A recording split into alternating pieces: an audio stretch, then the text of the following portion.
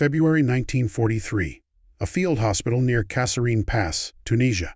American forces have just suffered one of the worst defeats of the entire war, and a 35-year-old Army neuropsychiatrist named Captain Frederick Hanson is standing in a tent full of men who have not been shot, who have no visible wound at all, and who cannot stop shaking. Some cannot speak, some cannot stand.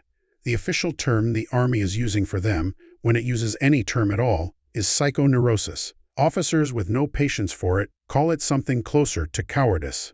Hanson isn't the only doctor wrestling with this problem that month, and his won't be the only name attached to what happens next. But he's one of the men standing closest to the disaster, when the Army's existing approach to it visibly fails, and the choice he and a handful of colleagues make in the weeks that follow will help reshape how hundreds of thousands of American soldiers are treated for the rest of the war. 6,000 miles away, German military doctors are facing the same symptoms in the same kind of men under the same strain of mechanized war. They have treatment of their own, but the system built around those men and the doctrine behind it would end up pointing in a very different direction than the one the U.S. Army was about to stumble back into. This is the story of how the United States Army rediscovered a piece of First World War medicine it had nearly forgotten, what it did with the word exhaustion, and what the German military did instead. To understand what Hanson found in that tent, you have to go back 26 years, to the Western Front in 1917, and to an American doctor most people have never heard of. His name was Thomas W. Salmon, Chief Psychiatric Consultant to the American Expeditionary Forces in France. Every army on the Western Front was drowning in the same problem. Men were breaking down by the tens of thousands. The British called it shell shock, a term that implied physical injury from concussion. But doctors on every side were noticing that men who had never been near an exploding shell showed the identical symptoms. The standard response across most armies was evacuation. Send the man rearward, sometimes hundreds of miles, to a base hospital. It looked humane. In practice, it was close to a one-way door. The French Army had discovered as early as 1915 that evacuating these men this far almost guaranteed they never came back, and Salmon built his model on that discovery. It's usually remembered by three words: proximity, immediacy, expectancy. Treat the man close to the front, not in a hospital far behind it. Treat him immediately, within hours, not after days of travel, and treat him with the explicit, repeated expectation that he isn't permanently broken, that he will recover, and that he will return to his unit. Soldiers treated this way in 1917 and 1918 returned to their units at rates the rear area hospitals couldn't approach. It was documented, written up in the medical literature of the era. And like a great deal of hard-won knowledge from the First World War, it was largely set aside by the time the next one started. When American forces landed in North Africa in November 1942, the Army had built almost none of Salmon's system into its plans. Many of its planners, influenced by psychiatrist Harry Stack Sullivan, believed the problem could be screened out before it started, that strict enough induction standards would simply keep the wrong kind of man out of uniform. Few psychiatrists were assigned down at the division level. No real network of forward treatment centers existed in the combat zone. Then came Kasserine Pass. The pattern repeated almost exactly as it had in France a generation earlier, just relearned the hard way. Soldiers who broke down were evacuated to base hospitals, often hundreds of miles to the rear. William Menninger, the psychiatrist who would later become the Army's senior consultant on the subject, summed up the result afterward in stark terms. During the initial fighting in North Africa, men sent to base hospitals this way returned to duty at a rate he described as startlingly low, commonly cited at under 10%. The exact figure varies across post-war accounts, but every version tells the same story. The large majority of these men, almost none of whom carried a physical wound, were gone from the fighting army for good. This is the system Frederick Hanson walked into. He was a working neurologist, not a theorist, and alongside colleagues including Major Louis Turenne, he pushed back toward the discarded principles of the First World War, in some cases rediscovering them independently, before either man had time to research who'd written them down decades earlier. Keep the men close to the front, treat them fast, tell them with real conviction that they'd be back with their unit within days. The language used to describe what these men were experiencing shifted in this same period, though not in a single afternoon or through one man's decision.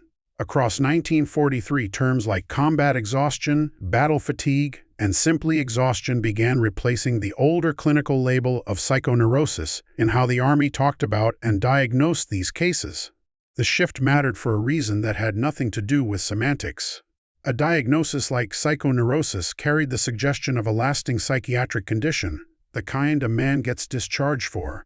Exhaustion describes something temporary, something any human body could be pushed into and recover from.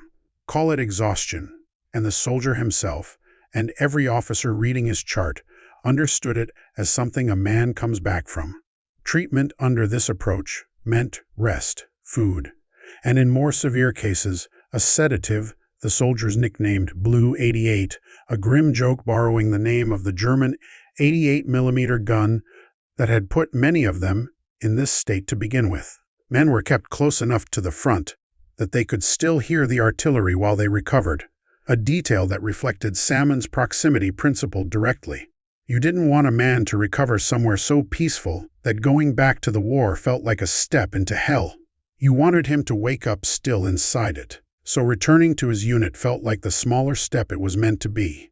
The results, reported by Hanson and his colleagues from this period in North Africa, were striking enough to change policy.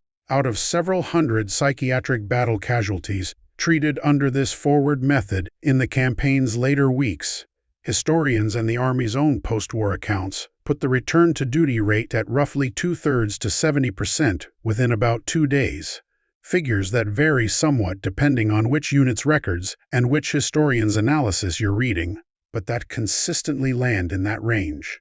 Set that beside a return rate from base hospital evacuation in the same campaign, commonly cited at under 10%. The difference wasn't a new drug.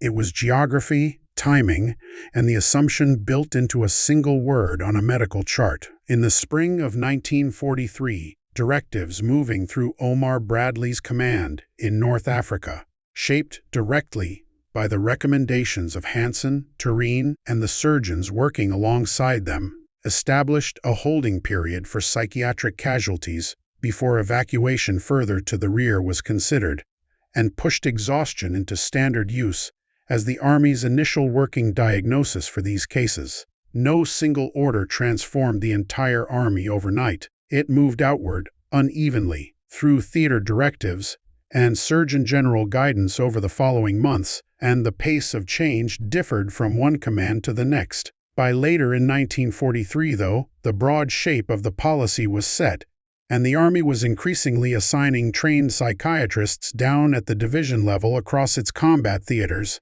North Africa, the Pacific, and eventually Northwest Europe. Though how completely and how quickly that coverage reached every division varied by theater, and by the practical pressures of a war still being fought. By the time American troops were grinding through Italy and France in 1944, the system in place looked nothing like the one that had failed so badly at Kasserine. A man who broke down was, in principle, treated within hours, not far behind the line, under a diagnosis that assumed recovery, with the explicit expectation from doctors and officers alike that he'd be back with his unit within days. It wasn't flawless. A 1945 commission of civilian psychiatrists sent to investigate found return-to-duty rates by then closer to 40%, lower than the peak North African figures, and many battalion surgeons privately doubted how durable some of those recoveries actually were. Still, a return rate around 40% was several times higher than what the Army had been managing when no real system existed at all. The scale of what this policy was managing was enormous. By August 1945, selective service records show that 1,846,000 American men between 18 and 37 had already been classified as unfit for service, specifically because of neuropsychiatric conditions, before ever putting on a uniform. Once men were in combat, psychiatric breakdown rates climbed roughly in step with how intense the fighting was, tracking closely with the rate of wounded in action across most theaters. None of this measured which men were brave and which weren't. It was closer to a basic feature of how the human nervous system responds to enough danger sustained for enough time. The real variable, any army controlled, was what happened to that man in the hours and days after he broke. Now turn to the army on the other side of the line. German military medicine inherited its own version of the shell shock debate from the First World War, and it didn't lack institutions to deal with it. The Wehrmacht maintained its own psychiatric hospitals, neurological treatment centers, and observation units throughout the Second World War, and German hospitalization rates for psychiatric conditions rose sharply as the war dragged on, from roughly 1% of admissions in 1935 to around 6% by 1942, with one post-war account from a doctor at a hospital in Essen describing nearly a third of admissions there in the war's final 2 years as related to war neurosis. The German military didn't ignore the problem. It treated a great many of these men. What differed was the doctrine sitting behind that treatment. German psychiatry in the First World War had largely diagnosed war neurosis as a form of hysteria, a label that implied inherited weakness rather than situational injury, and treatment then leaned toward demonstrating to the soldier that his body remained under his own control, sometimes through methods, including electrotherapy, that were closer to punishment than care. After that war, the political right, and then the Nazi Party specifically, treated the existence of psychologically broken veterans as an ideological embarrassment, and the 1934 National Pension Law cut off psychiatric disability pensions for them entirely. The institutional memory the Wehrmacht carried into the Second World War was shaped by that history. Official doctrine leaned far more heavily on discipline, rapid return to duty under pressure, and the belief that prolonged breakdown reflected a flaw in the man rather than a predictable cost of combat. It leaned correspondingly less on the kind of systematic, proximity-based forward treatment network with its explicit expectation of recovery that the U.S. Army had rebuilt from Salmon's First World War model. Germany had the hospitals. What it didn't build, to anywhere near the same degree, was the doctrine of expectancy. And alongside that doctrine sat the military court. Imperial Germany executed fewer than 50 of its own soldiers for desertion across the entire First World War, one of the lowest figures of any major combatant in that conflict. The men who shaped German military law in the 1920s and 1930s viewed that number as a serious mistake. They believed leniency toward deserters late in the First World War had contributed to the Imperial Army's collapse, and they built a far harsher system for the next war. Historians generally estimate that the Wehrmacht executed somewhere between 15 and 20,000 of its own soldiers for desertion during the Second World War, with tens of thousands more executed under other charges related to undermining military morale, a category broad enough to include men who simply froze or ran. The United States Army, fighting the same enemy under comparable conditions, executed exactly one of its own soldiers for desertion in the entire war. His name was Eddie Slovik, a private in the 28th Infantry Division, put to death by firing squad on January 31, 1945, the first American executed for desertion since the Civil War and the only one in the whole of the Second World War. Historians have treated it ever since as a singular, almost shocking event, precisely because it sat so far outside the normal American response to a man who broke under fire.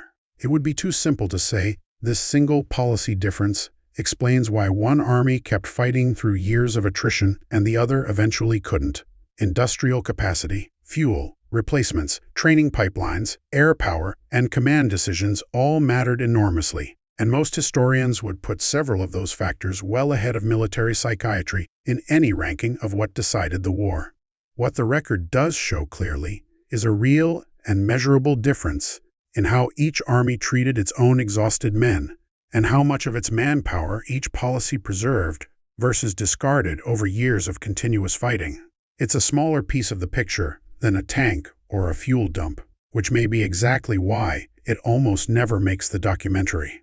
Frederick Hanson's name appears in almost none of the popular histories of the Second World War, and neither do the names of the colleagues who worked the same problem alongside him. There's no monument at Kasserine Pass to the tents that stood behind the tank battle, the principle they helped revive in that chaotic month.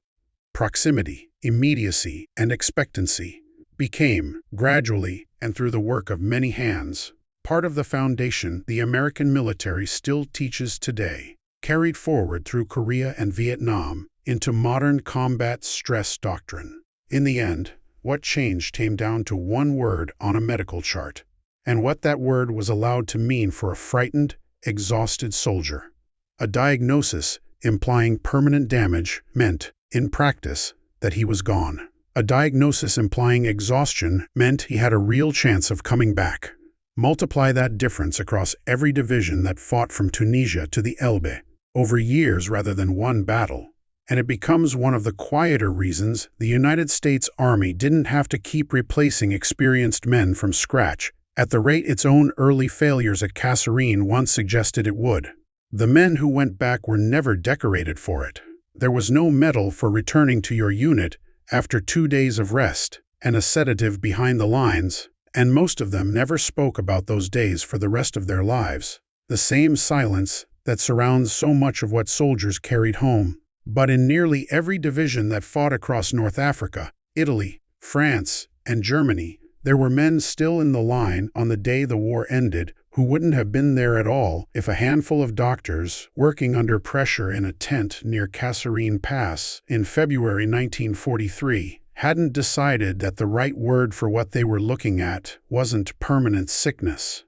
It was exhaustion, and a man could come back from that. If stories like this matter to you, the kind the documentaries skip because there's no tank in the frame, a like keeps this in front of the people who want the real record instead of the legend. Subscribe if you want the next one.